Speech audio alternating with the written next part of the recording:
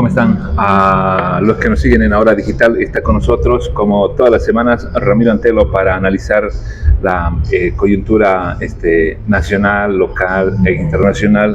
Y en este caso, bueno, vamos a tocar un tema que es muy triste, muy complicado, muy complejo, lo que sucede en Medio Oriente, específicamente en Israel con Palestina, en la Franja de Gaza, donde está ubicada en este momento el conflicto. Ramiro, bienvenido nuevamente. Muchísimas gracias, muy buenas tardes. Bueno, decíamos, el conflicto es milenario, ¿no? Pero en este caso, ¿no? Ocurrió el 7 de octubre, un ataque, dicen muy bien planificado, orquestado desde muy tempranas horas por el grupo Hamas, un grupo calificado como terrorista, que entró, secuestró, mató, se enfrentó a las fuerzas, en realidad tomaron varios centros urbanos, ¿no? Los kibbutz, por ejemplo, que son pequeñas comunidades donde me parece que ha habido una masacre, y eso después a veces uno tarda en conocer porque estos informes se conocen después de 5, 6, 10 años, ¿no? Bueno, la situación es que ha escalado, ¿no? Como habíamos dicho la anterior semana, claro. Es complejo e iba a escalar. Claro, en realidad la situación en Medio Oriente es una bomba de tiempo que iba a explotar en algún momento. Entonces, este es el momento en el que está explotando. Ahora, ¿por qué soy tan pesimista y no digo que es un conflicto que se podría resolver de esta u otra manera? Porque el grupo Hamas es un grupo militar con 40.000 hombres, con armamento, con mucha sofisticación, que se encuentra clavado en la frontera con Israel. Entonces, este grupo no va a dar un paso atrás, y obviamente Israel tampoco va a dar un paso atrás hasta no destruirlo. El drama está en que este grupo, el grupo Hamas, se ha incrustado en medio de la población palestina. Tiene la población palestina algo así como de rehén, en su latín, como secuestrada la población palestina, y como este grupo ataca a Israel, Israel tiene que atacar al grupo, quienes pagan son los palestinos. Entonces, pero yo quisiera hacer una pequeña revisión histórica porque muchas personas no se ubican bien en el tema de los nombres, que judíos, palestinos, el grupo Hamas, Hezbollah, Líbano, sí. Claro, hay varios. Y además, ¿quién tiene derechos? ¿Quién tiene la culpa? ¿Quién no tiene la culpa? El punto está en que, bíblicamente, el padre Abraham, que es el padre de la fe, hablando de las religiones monoteístas del que hay en el planeta, es el cristianismo, el judaísmo y el islam. El padre Abraham es el padre de Dios le promete que va a ser padre de muchos pueblos y que sus hijos van a ser como las arenas del desierto, como las estrellas del cielo. Y él tiene dos hijos, Isaac e Ismael. De Isaac vienen los judíos y de Ismael vienen lo que conocemos como árabes. Entonces, de principio estamos hablando de dos hermanos, ¿no? De pueblos hermanos. Segundo, el pueblo de Israel, siguiendo la historia bíblica, que digamos es una fuente de historia muy importante, el pueblo de Israel, que estaba esclavizado en Egipto, llega a las tierras de Canaán, a esta zona donde está el conflicto. Esta zona se llama Palestina. ¿Ya? Es decir, los israelíes todavía no eran un pueblo de Israel, no era un estado, no era nada, era una multitud guiada por Jehová que ingresan y ya eran judíos. Antiguamente tal vez no se decían judíos, pero eran los judíos. Entonces ellos irrumpen en esta zona, hacen caer las murallas de Jericó y toman todas las ciudades y pueblos de la zona, se instalan ahí y viven miles de años. Hasta un punto importante es cuando David, el segundo rey de Israel, funda Jerusalén, convierte a Jerusalén en una ciudad, y su hijo levanta el templo de Salomón, el templo dedicado a Jehová, en la explanada del templo, en una pequeña colina que hay dentro de Jerusalén. Eso es muy importante. Entonces tenemos que Jerusalén es la capital de los judíos, hasta ahí llegan los judíos, ese es su momento más importante en su desarrollo. Pero tal como lo indican los profetas, como lo anuncian, Israel es destruida varias veces y se destruye el templo. La primera vez por los babilonios, la segunda vez por los romanos. De hecho, Jesucristo lo anuncia personalmente. Cuando está en el templo dice, de esto no va a quedar piedra sobre piedra. Entonces, en la segunda destrucción del templo, la segunda destrucción de Israel, los judíos se van a la diáspora, que se llama. Es decir, se desparraman por todo el planeta. Con el paso de los tiempos, de la profundidad del desierto de Arabia, surge una nueva civilización, un nuevo imperio, los árabes, los musulmanes. A partir de los escritos y del impulso político que le da el profeta Mahoma. El profeta Mahoma no es un profeta extraño, no es un profeta ajeno, es un profeta de Israel, es un profeta de Jehová. Solo que él se enoja porque los fariseos, los clérigos, los religiosos oficiales, no los reconocen como profeta. Pero no es el único. Es más, a todos los demás profetas también los han maltratado. De hecho, a Jesucristo lo han maltratado, como ya conocemos. Por eso Jesucristo, cuando llega al templo, cuando llega a Jerusalén, en un determinado momento dice, ay Jerusalén que matas a los profetas. Entonces, no era un profeta maltratado particularmente, lo habían maltratado como a todos los profetas. Pero este profeta genera un estado, genera un imperio. Los árabes ocupan el espacio que ocupaban antiguamente los romanos y toman esta región y aquí la arabizan, la culturizan de manera muy fuerte, ¿no? Imponen su idioma, etcétera, etcétera. Ocupan Jerusalén durante muchísimos años, tanto que en determinado momento el profeta Mahoma visita el lugar, etcétera, etcétera. Hay una serie de mitos en Jerusalén, de mitos que son propios del Islam, que le dan, en el lugar donde estaba el templo, construyen una mezquita muy importante. El templo de David. Sobre el templo de David construyen una mezquita. No destruyen ellos el templo está destruido por los romanos, pero donde estaba el templo ellos construyen la mezquita del domo, que es dos religiones, ¿no? Dos religiones, el mismo lugar, dos templos. Entonces, eso vamos a ver después cuáles son las consecuencias. Entonces pasan muchísimos años hasta el siglo XX. En el siglo XX Israel ya es una potencia económica mundial, no existe el Estado de Israel, los judíos están por todo el planeta, pero tienen muchísimo poder económico. La persecución que hace Hitler a los judíos lleva a que todo el planeta se conmueva por los judíos y se decida darles un Estado, hacerles un espacio donde en Palestina. ¿Qué es Palestina? Todo esto que llamamos Medio Oriente. Si alguna persona tiene una Biblia de las tradicionales, atrás hay unos mapas, ahí van a poder ver, dice Palestina. Es decir, palestinos deberían ser todos. Pero que no era un estado aún, Palestina. No, tampoco, exacto. No, Entonces, no había la palabra, como Bolivia, no, por ejemplo, como un estado. No había, es la región, ¿no? Como decir la Araucanía, la Chiquitanía, ¿no? Entonces eso era Palestina. Es una palabra que deriva de la palabra fenicio, mejor dicho, es al revés, ¿no? Son palabras gemelas, viene de fenicios. En árabe se dice Felestín, a palestino, ¿no? Entonces viene de los fenicios, o sea, zona fenicia sería. Entonces no es que el palestino es un pueblo determinado, distinto al jordano o al sirio, no.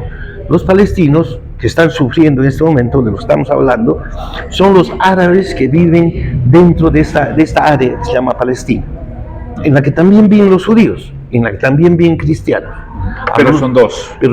O sea, son Palestina como tal, donde está Cisjordania, y está la Franja de Gaza. Eso viene con la resolución de las Naciones Unidas, que incorpora, mete a Israel, mete a los judíos, les da una franja territorial formal y le da también a los palestinos, a los árabes en realidad, ¿no? Entonces ahí comienza el problema, porque hasta antes, hasta ese día, hasta 1948, todos vivían en el área, todos vivían en la zona y no había Estado. Eso era esa parte del imperio inglés. ¿Ya? Entonces los ingleses crean Siria, crean Jordania, crean el Líbano y en la área esta de Palestina le dan un pedazo a los judíos y un pedazo a los árabes, que ahora vamos a llamarlos palestinos, los árabes palestinos. Entonces los israelitas obviamente se expanden porque chocan, los árabes les hacen guerra, los jordanos, egipcios, sirios les hacen guerras, en la famosa guerra de los 6 días, la guerra del Yom Kippur, y al final Israel termina tomando Jerusalén, ¿no? En la guerra del 67 llegan a tomar Jerusalén, claro, pero o sea, cuando lo querían asfixiar y eliminar, termina acaparando más territorio. Pero bueno, en este caso Israel fue atacado, no provocó. No, claro, pero entonces Israel llega hasta Jerusalén y ahí se detiene. ¿Por qué? Porque Jerusalén es una ciudad sagrada. Nadie puede discutir que es una ciudad fundada por David, no por los israelitas, del reino de Israel. Pero bueno, los árabes ya viven ahí 1000 años y los árabes han construido un templo allí donde estaba el templo de los judíos. Los judíos han encontrado solo un muro, el muro de los lamentos, que es lo único que queda del templo de Salomón. Entonces ahí ha quedado la tensión. Hasta ahí, hasta el 67, 73, había un conflicto de territorios, pero el odio, los problemas no llegaban tan lejos. A ese momento se crea la Organización para la Liberación Palestina, que es un grupo más parecido a un grupo guerrillero de los clásicos OLP, de América Latina, la OLP, de esos grupos guerrilleros clásicos de América Latina. Eran de izquierda, medio marxistas, Yasser Arafat era el líder, pero había otros grupos más radicales, como el grupo de Abu Nidal, el Consejo Revolucionario, pero que eran así, se enfrentaban contra el Estado de Israel, secuestrando aviones, en fin, tenían campamentos en el Líbano, en fin. Han tomado en Alemania, en los Juegos Olímpicos. Los Juegos Olímpicos de Berlín, en fin. Era una guerra así, en la que el pueblo palestino decía: nosotros tenemos idioma, tenemos cultura, tenemos población, tenemos todo, pero no tenemos territorio. Entonces ellos reclamaban su territorio. Al final, este enfrentamiento, que era así, de baja intensidad, concluye con las negociaciones de paz en Noruega, en el año 1999, donde se acuerda que un territorio sea para los palestinos y otro para los judíos. Y se acuerda se reconocen mutuamente la existencia del uno del otro.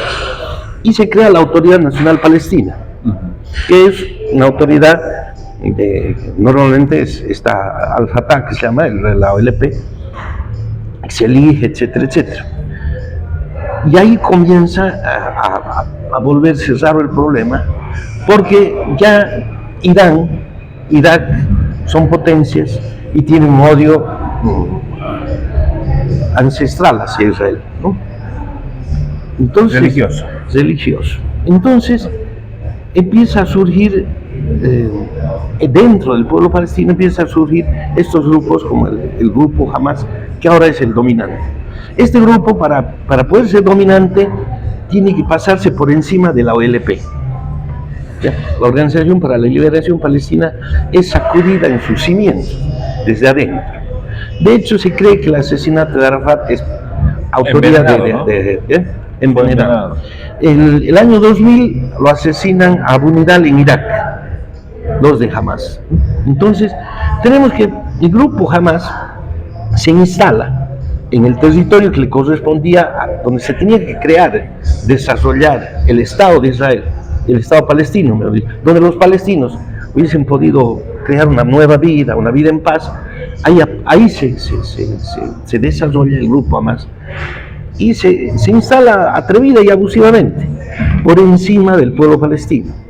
Dicen que en la franja de Gaza, que es ese pedacito de territorio que da al mar, ellos han ganado las elecciones. ¿Cómo no la van a ganar si no es de 40.000 hombres? Ejercen una dura represión contra el pueblo palestino. En la franja de Gaza lo propio. la Autoridad Nacional Palestina está arrinconada por el grupo Hamas. Entonces, ¿cuál es la razón de existir de la Autoridad Nacional Palestina? Consolidar el Estado palestino, para que algún día Palestina sea un Estado hecho y derecho, y va a tener todo lo que tiene el Estado de Israel, y van a vivir en paz, ¿no es verdad?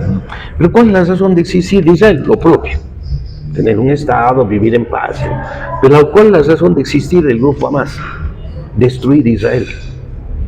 Entonces, eso ya cambia todo, porque estamos hablando de donde una de las partes tiene por objetivo destruir a Israel. Israel tiene que defenderse del grupo Hamas. ¿Y el grupo Hamas dónde se esconde? En medio de los palestinos. El grupo Hamas se esconde debajo de los hospitales, debajo de las universidades. Está metido en medio de la población palestina. La tiene de rehén. Entonces, Israel recibe semejante ataque brutal. ¿Qué va a hacer? Tiene que responder ese ataque. Pero están los palestinos al medio. Entonces Israel dice, no sé, hagan algo, espera que haga algo el mundo. Y hay dos opciones.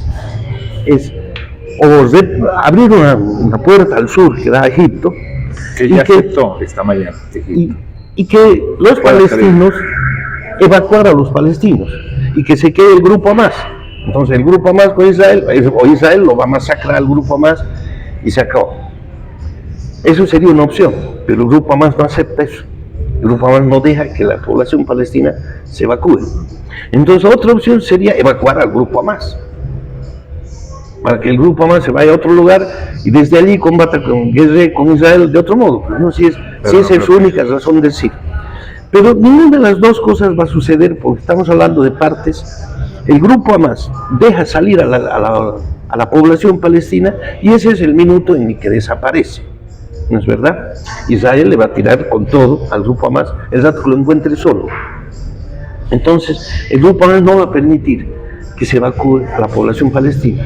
La población palestina está de rehén en esta guerra, ¿no? Israel no está peleando contra los palestinos, ¿no? Israel está peleando contra el grupo Hamas. Y el grupo Hamas está financiado desde el exterior, es decir, viene financiado por gente de Irán, de Irak, de Siria, menos de Siria, pero sí de gente del Líbano. Entonces, es un grupo islámico que tiene por objetivo hacer desaparecer Israel. Entonces, el problema es el grupo Hamas. Porque los palestinos y los judíos finalmente ya tienen cada uno delimitado su territorio, que se le acusa a Israel de ser abusivos, atrevidos, que se entran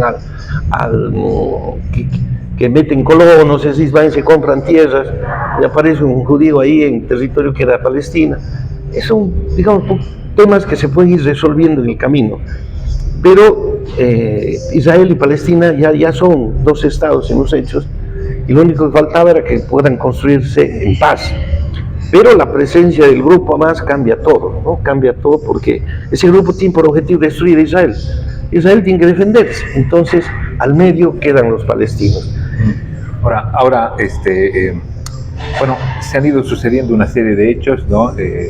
Siria como Estado ya está alertando de un posible ataque. Está Hezbollah, que también quiere aparecer por el Líbano, aunque el Líbano como Estado no ha manifestado nada. Estados Unidos, que ha mandado un portaaviones, que estaba preparando un segundo portaaviones, que ha movilizado está movilizando 2.000 militares en Medio Oriente, que además ha tenido varias manifestaciones y posibles amenazas de posibles atentados en su embajada, ¿no? Claro. ¿Cuál es el escenario frente a estos otros actores que no son parte de este conflicto, por ejemplo, directamente con Hamas, pero están buscando ingresar? Claro, el drama está en que, habiendo desencadenado la guerra, el grupo Hamas, Israel va a continuar la guerra. O sea, primero es una guerra, no es un ataque terrorista. Ya no estamos hablando de un conflicto de baja intensidad, estamos hablando de que se ha declarado la guerra. Israel ha declarado la guerra. Y el grupo Hamas también, ¿no? El grupo Hamas se ha entrado a Israel, ha ocupado ciudades, ha ocupado comunidades, ha matado gente, ha secuestrado soldados, en fin, ha invadido, ha hecho un ataque militar. Ahora Israel va a comenzar con otro ataque militar. El problema está en que Israel va a atacar la franja de Gaza. donde están los palestinos. Debajo de los palestinos, en medio de los palestinos, el grupo Hamas. Israel va a atacar de todas formas. Es decir, si para matar a un militante de Hamas tienen que morir 3 palestinos, los judíos no van a dudarlo un segundo. Ahí viene el problema, que estamos a minutos, semanas, días del ataque, puede ser mañana, puede ser esta noche, del ataque de Israel a la Franja de Gaza. Cuando se produzca ese ataque y las víctimas palestinas superen determinados números, Irán, en primer lugar, Irán va a intervenir. Por eso Estados Unidos está ahí cerca, para principalmente enfrentarse a Irán. Irak también, dentro de lo que puede, ¿no?, del grupo Hezbollah, pequeños, van a atacar, pero no solo van a abrir otros frentes pequeños para Israel, que Israel los va a poder manejar más o menos bien. El frente grande es con Irán. Irán ha anunciado formalmente de que si Israel invade la Franja de Gaza, Irán va a intervenir. Entonces la intervención de Irán ya significa una guerra de mayor escala. Claro. Y ahí está la Guardia Revolucionaria iraní. Claro, y es un estado fuerte. Y el problema es que Irán es un aliado natural de Turquía y de Rusia. ¿Por qué de Turquía? Porque son pueblos, entre comillas, hermanos, comparten la fe, pero al mismo tiempo el tema de los hidrocarburos, el tema de los minerales, los recursos naturales, la salida hacia Oriente, para Turquía, Irán es muy importante. Entonces, para Turquía ver que destruyen a Irán no se puede quedar indiferente. Es decir, Turquía se va a ver en una situación muy complicada, va a tener que intervenir en la guerra. Entonces interviene Turquía ya, porque estamos hablando de un estado que está cerca de Ucrania. Entonces, claro, Rusia ha demostrado una solidez en su diplomacia, pues está tratando de veras de evitar la guerra. Los rusos están tratando de que se evacúe a la población palestina o que se evacúe al grupo Hamas, cosa que está resultando muy difícil. O sea, ¿es honesta la actuación de Rusia? Sí, porque los rusos realmente ven que la guerra esta es muy seria. Ya no es una guerra como la que estamos viendo entre Ucrania, que es una guerra que tiene su ferocidad y su crueldad, pero es una guerra que también está sucediendo más en las redes sociales, ¿no? Cambia esta otra guerra, no, esta guerra va a ser de verdad. Y hay un último condimento, ¿no? Y es de que Israel, más allá de eso, tiene el tema del templo. Los árabes tienen de veras el temor de que Israel tome Jerusalén, la convierte en su capital y derribe el templo de los musulmanes y reconstruya el templo de Salomón. Pareciera, dentro del contexto de lo que estamos hablando, pareciera una locura, ¿no?, que se estén ocupando de construir o de construir un templo, pero para ellos es muy importante. Para el fanatismo religioso. Claro. Entonces, ¿no? En ambos lados. De hecho, el grupo Hamas justifica el ataque, justifica el inicio de esta guerra, porque unos soldados israelíes hace un par de semanas han ingresado a la zona del templo de los musulmanes. Para ellos es una ofensa total. Entonces, ese es el último condimento que faltaría, que Israel tome todo Jerusalén y ocupe el templo, ¿no? Pero bueno, o sea, Israel está preparando un ataque a gran escala a la Franja de Gaza, anunciando el uso de técnicas de guerra urbanas terribles, atroces, ellos mismos lo reconocen, pero que novedosas.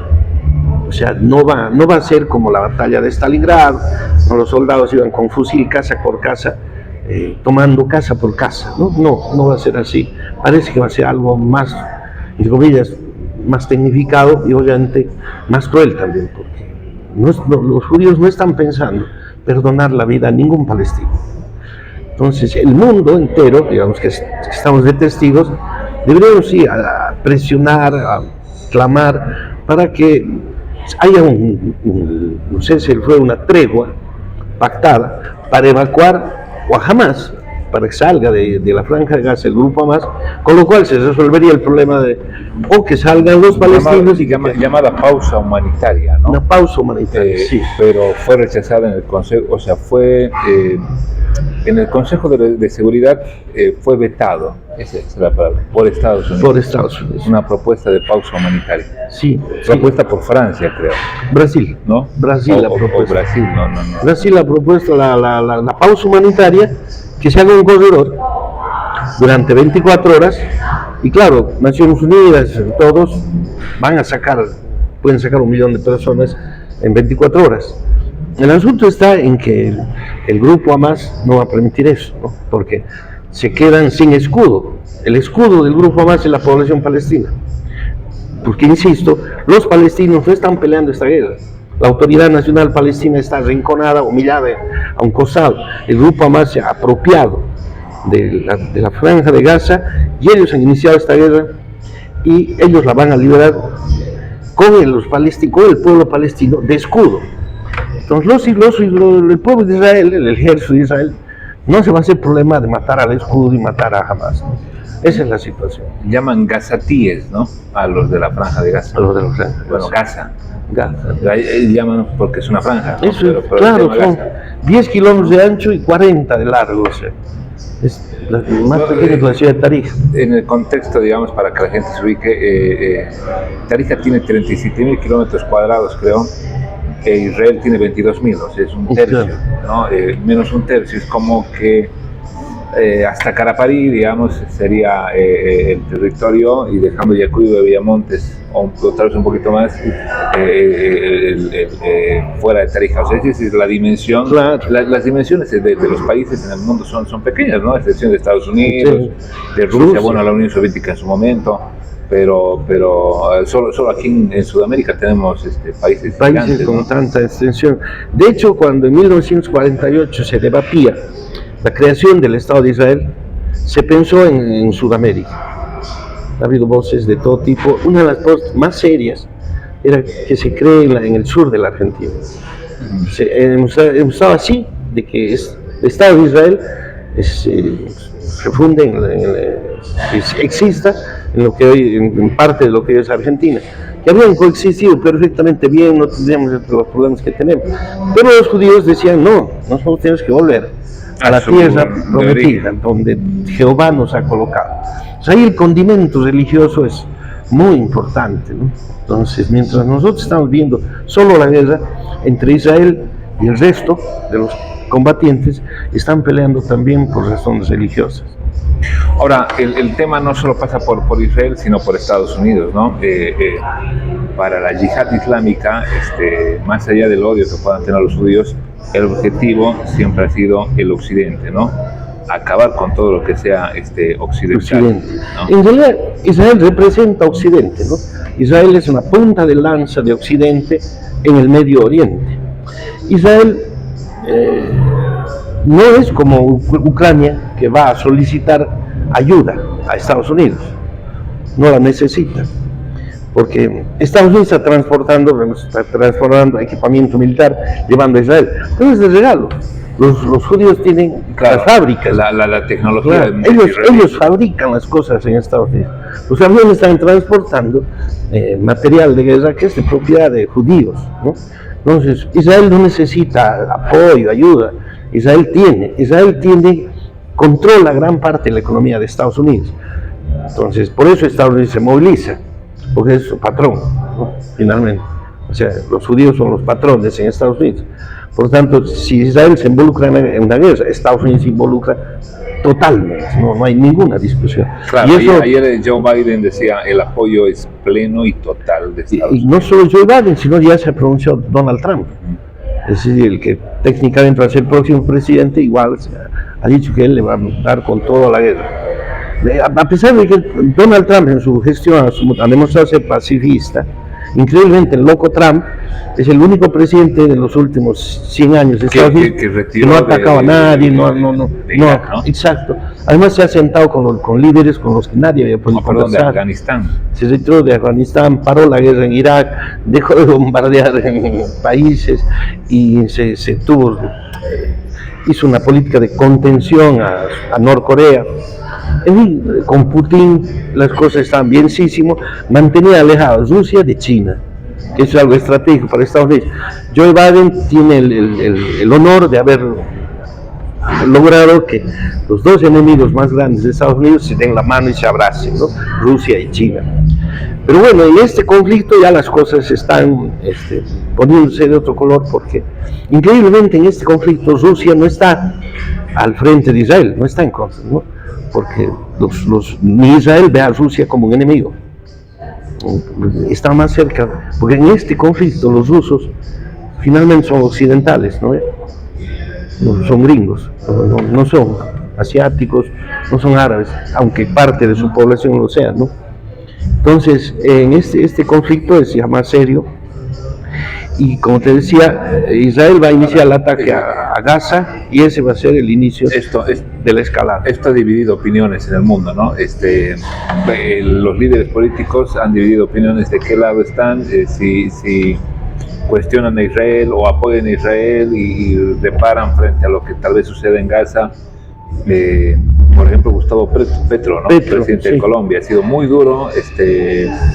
Él es el único a través de los presidentes, bueno, hay expresidentes como el caso de Evo Morales, que enseguida vamos a tocar, pero él es el único presidente que usó la palabra sionistas, ¿no?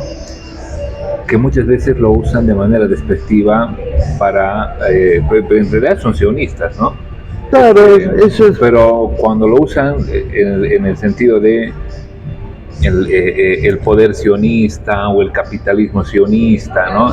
Opresor del pueblo, que le ha valido que Israel suspenda la exportación de tecnología en armamento, ¿no? A Colombia, claro. y que él plantee romper relaciones, que creo que no va a llegar a eso, pero la respuesta ha sido muy dura de Israel, ¿no? Claro. En todo caso, yo, frente a la gravedad de los hechos, que un presidente latinoamericano se pronuncie o no se pronuncie, yo veo más como un acto hacia la tribuna, es decir, Petro no está pensando en influir internacionalmente, en lo que él va a hacer algo. Si en su país no influye nada, no, porque está... Eso está tirando para que su público se enloquezca, no lo aplaudan, bravo.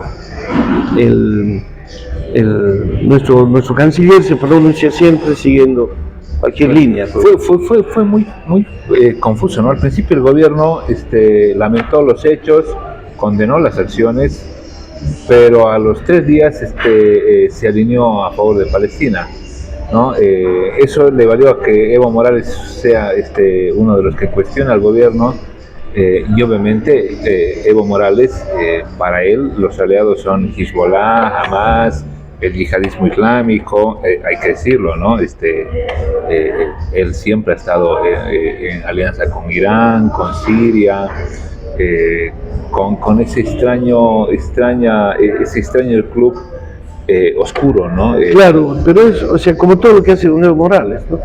Sucede solo en su imaginación y en su verba, ¿no? O sea, no pasa de la tribuna desde donde él está hablando. O sea, no tenemos un embajador en Irán, no tenemos relaciones diplomáticas serias con Irán, no tenemos nada. Irán, pero tenemos un acuerdo militar, de cooperación militar. Por eso, o sea, tenemos así verborragia, no se ha concretado nada. Entonces, pronunciarse por favor del pueblo palestino sin mencionar a Hamas, no decir nada. En este momento el pueblo palestino está atrapado en una guerra entre Hamas e Israel, y el que va a pagar es el pueblo palestino. Entonces, si un país se pronuncia, debería pronunciarse proponiendo alguna solución para salvar a los palestinos. Eso sería de utilidad, ¿no? No salir y repetir el verso que está de moda en este año. El pueblo palestino, y no dices nada, ¿no? Lo correcto sería lo que ha hecho Brasil, proponer algo concreto, un corredor que le permita evacuar a la población palestina. ¿Por qué Brasil lo hace? Porque Lula se pronuncia a pesar de la presión que seguramente hace? Porque en Brasil la población palestina, es decir, los sirios libaneses que les llaman, es una población muy importante, con mucho peso económico, mucho peso demográfico. Entonces, sí, el pronunciamiento del presidente Lula sí es sincero, sí es un pronunciamiento lógico, pide un corredor humanitario para evacuar a la población palestina o para evacuar a Hamas.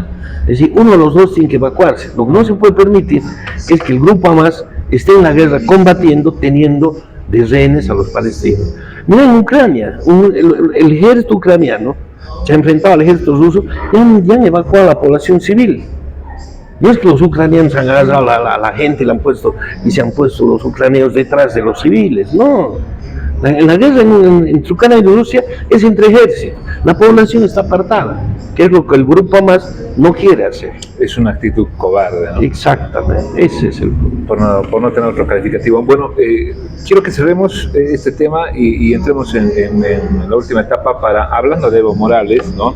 El cabildo que se registró, el gobierno dice que tuvo 2 millones de personas, cosa que, bueno, está totalmente alejado de la verdad. Pero en el otro lado Evo dice que no superan los 30.000, también otra cifra alejada de la verdad, ¿no?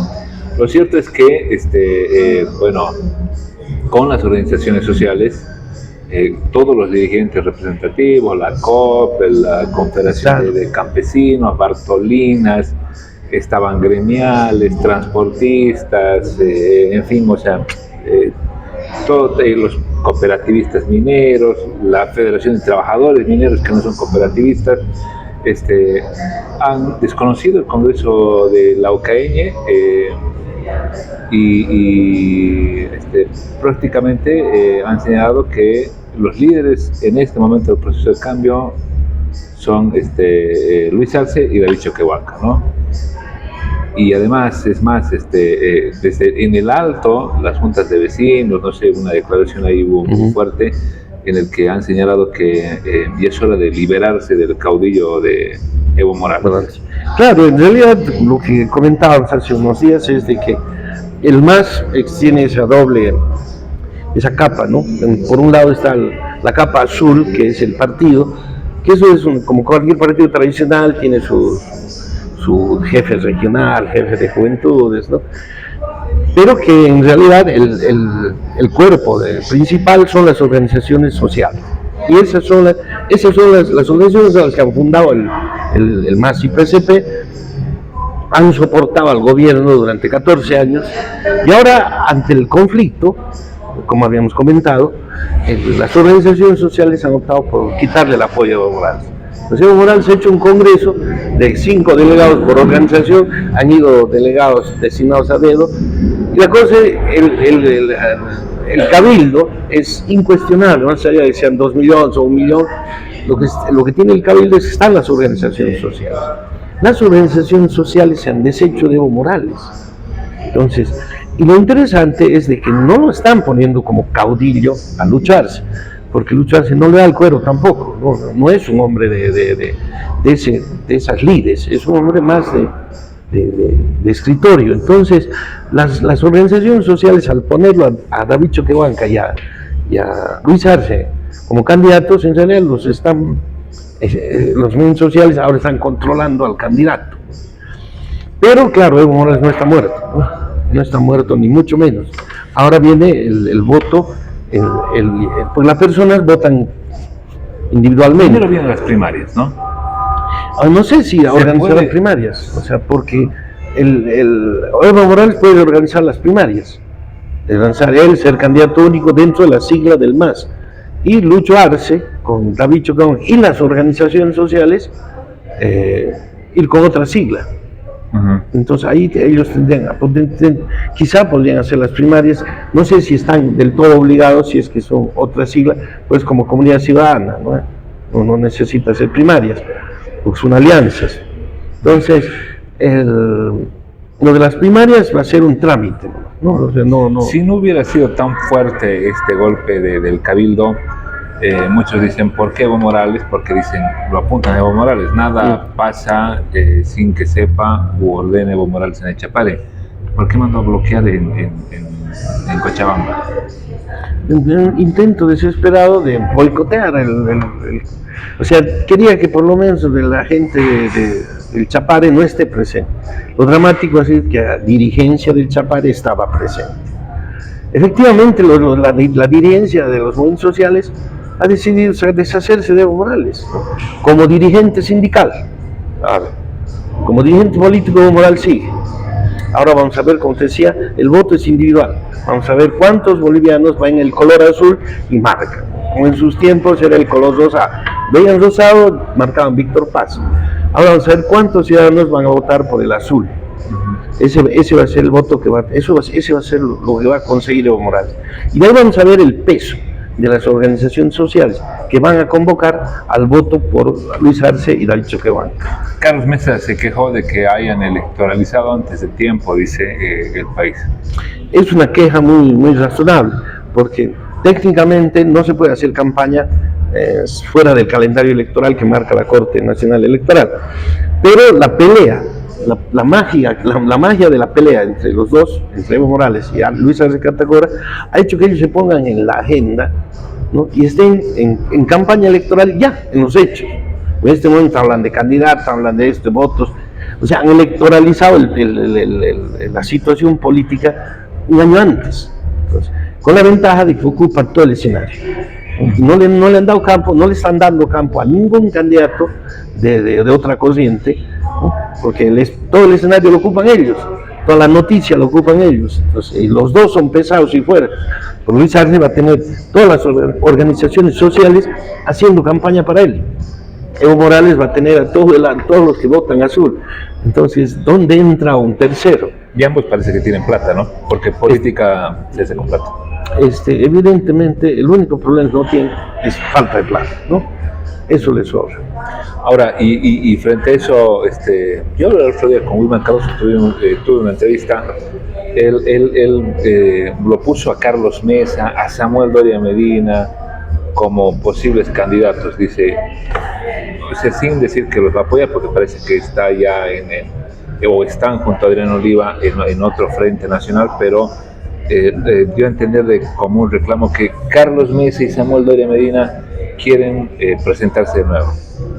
Claro, bueno, como dice Milei, el candidato de la derecha en la Argentina, dice, no se puede conseguir un resultado distinto si usamos la misma receta. Y si no vamos a conseguir nada nuevo si va Carlos Mesa o Samuel Doria Medina. Nos aseguramos de que esas personas tengan un quinto lugar honorable, ¿no? Si alguien quiere participar de las elecciones y quiere figurar, tiene que tener un discurso realmente serio, ¿no? ¿Qué es lo que le falta a este binomio, a Arce y Evo Morales? Que son más de lo mismo, es decir, prometen repetir lo que ya hemos vivido 14, 15 años. No prometen, por más que el Cabildo haya dicho cosas, no prometen reforma judicial, reforma administrativa, no prometen parar la corrupción, no prometen nada, prometen continuar. Ahora, ¿será tan difícil para una fuerza política enfrentarse a dos candidatos que prometen continuidad? ¿No será tan fácil salir con una propuesta de cambio, propuesta de reformas? ¿No será que, así como Evo Morales en su momento ha sido el candidato que proponía las reformas, ahora es el candidato del conservadurismo? ¿Será que se puede? Yo no me explico cómo es que no se puede generar una candidatura a partir de un discurso de reformas en el Estado, que hay reformas urgentes como la reforma judicial, el tema de IPFB, que se está comiendo la economía, 5.000 funcionarios ahí improductivos que se carcomen la economía. No sé cómo no puede ser objeto de debate y objeto de acumulación de votos por parte de un candidato que, aunque se peine como Milei, pues, ¿no? Pero que no haga algo otro Milei en Bolivia. Definitivamente. O sea, la condición, la forma de ser del boliviano sí, no permite. No permite, ¿no? Sí, es un fenómeno extraño, pero ahí estamos, o sea, tenemos el escenario ocupado por Arce, Evo Morales y Arce Catacora. Un último temita, en el escenario departamental, bueno, ya se van conformando, digamos, algunos bloques, ¿no? El caso de Adriano Oliva, que Wilman Cardoso a veces siempre suelta la sopa, como dicen en Centroamérica, ¿no? cuenta mucho. Ya se reunieron, tienen un congreso el 24 de noviembre, quieren definir su postura en lo nacional, quieren tener representación en lo nacional, cosa que es muy importante para cualquier agrupación en Tarija, que tenga un representante en el Parlamento, ¿no? Y si es un representante con peso, mucho mejor. Claro, en la actual situación, todo proyecto nacional se va a tender a la unidad, y por tanto a Tarija le van a demandar unidad. Lo que está más o menos claro es que el gobernador y el alcalde tienen afinidades como para permanecer juntos. Entonces, el resto, no sé, tendrán que alinearse. No creo que podamos ir divididos como tarijeños a una alianza nacional que está tratando de ser única.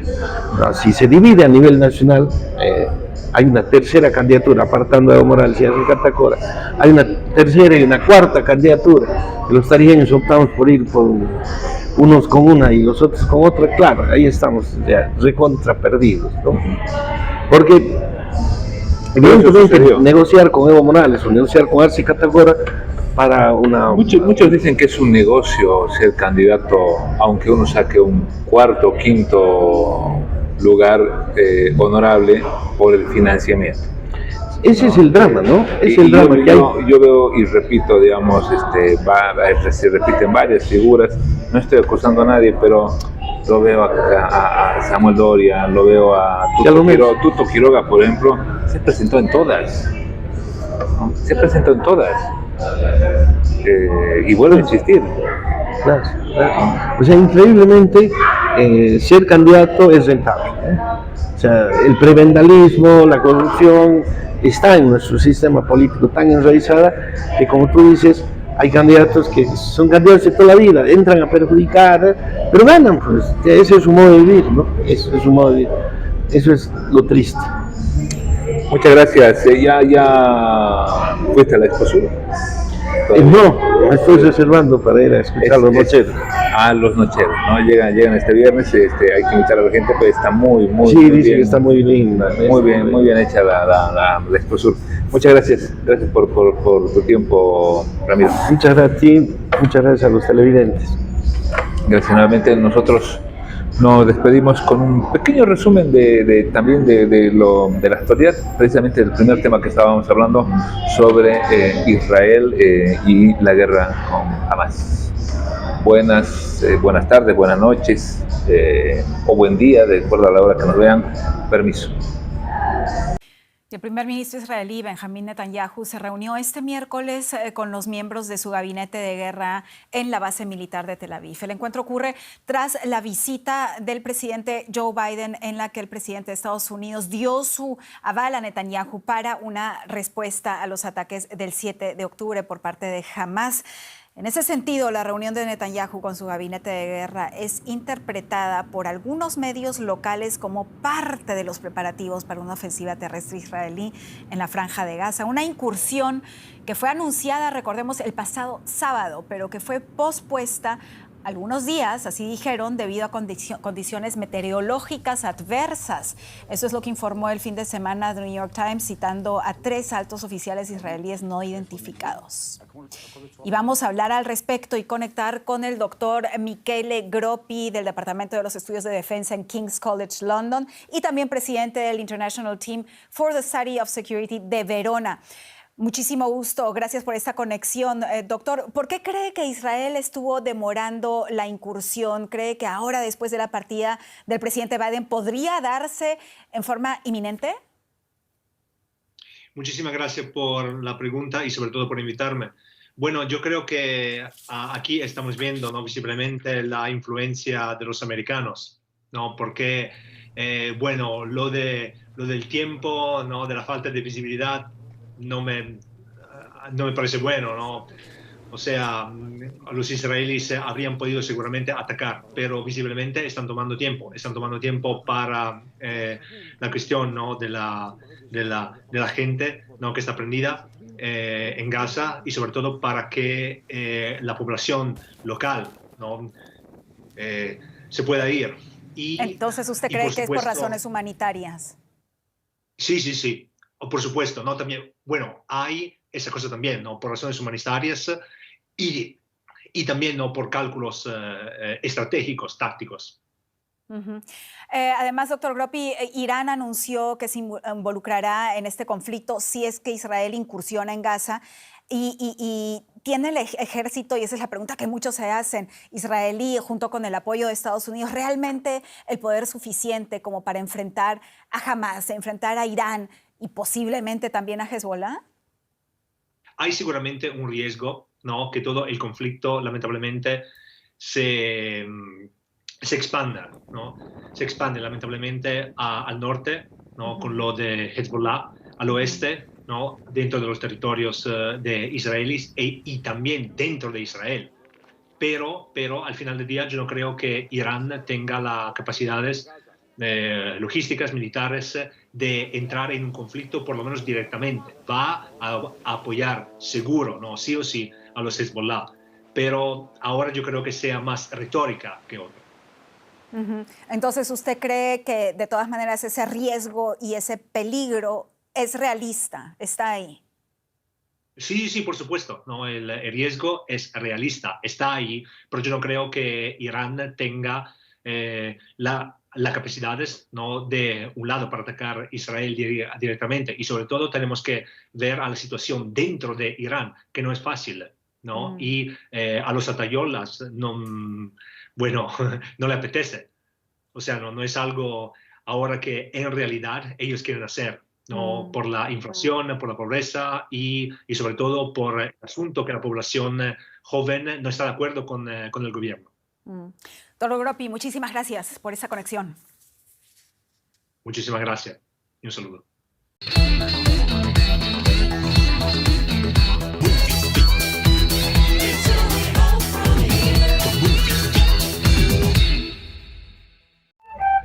¿Cómo están a los amigos de Hora Digital, de Punto de Quiebre? Está con nosotros el alcalde, estamos a minutos y esta es la primera entrevista que tenemos de empezar la Exposur 2023. Alcalde, ¿cómo está? Muy bien, muy buenas noches, un gusto de estar, bueno, noche media fría, medio raro, el cambio climático se nota con mucha fuerza, ¿no? Pero bueno, los próximos días va a mejorar el clima, por lo que he visto.